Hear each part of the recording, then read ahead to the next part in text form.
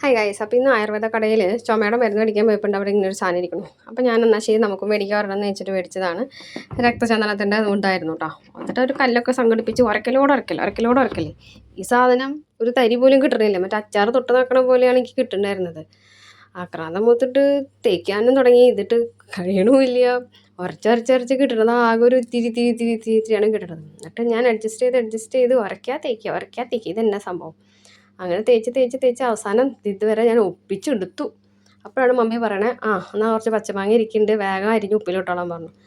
അപ്പോൾ ഇങ്ങനെ ഇത്രയും എന്നാൽ പിന്നെ നിങ്ങൾക്ക് കാണിക്കാമെന്ന് വെച്ചു. ഇത്രയും കട്ടിലാണ് നമ്മൾ പച്ചമാങ്ങ മുറിച്ചിരിക്കണേ. പിന്നെ പച്ചമുളകാണ് എടുത്തിരിക്കണേ. 2 കുപ്പിയും സെറ്റാക്കിയിട്ടുണ്ട്. ഇന്നലെ നമ്മൾ ഇട്ടപ്പോൾ കാന്താരി മുളകിലാണ് ഞാൻ ഇട്ടത്. എന്നാൽ പിന്നെ നിങ്ങൾക്ക് ഇന്ന് കാണിച്ചു തരാമെന്ന് വെച്ചിട്ട് വീഡിയോ എടുക്കാമെന്ന് വെച്ചു. അപ്പോൾ നമ്മൾ പച്ചമാങ്ങ കുപ്പിയിലേക്ക് ഇടുകയാണ് കേട്ടോ. ആദ്യം ഞാൻ വേറെ ഒന്നും ഇതിലേക്ക് അങ്ങനെ ആക്കണമൊന്നുമില്ല.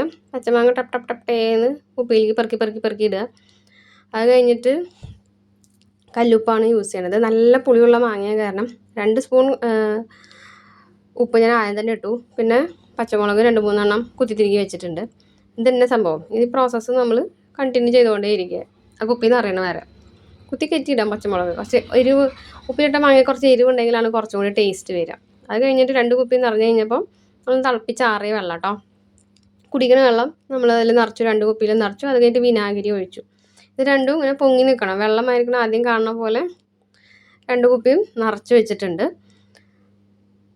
അത് കഴിഞ്ഞിട്ട് ഞാൻ ഇന്നലെ ഇട്ട് വെച്ച കുപ്പി ഞങ്ങൾക്ക് കാണിച്ചു തരാം കേട്ടോ. ഇന്നലെ ഇട്ടതാണ്. ഇത് കാന്താരി മുളകിൻ്റെ കുപ്പി കണ്ടിങ്ങനെ പൊന്തി വന്നിട്ടുണ്ട്. അടിയിൽ വെള്ളം പോലെ ആയിട്ടുണ്ട്.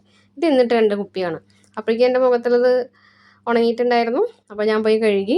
ഇങ്ങനെ ഇരിക്കുന്നുണ്ട് ഇപ്പം എന്നെ കാണാൻ. അപ്പോൾ ബൈ.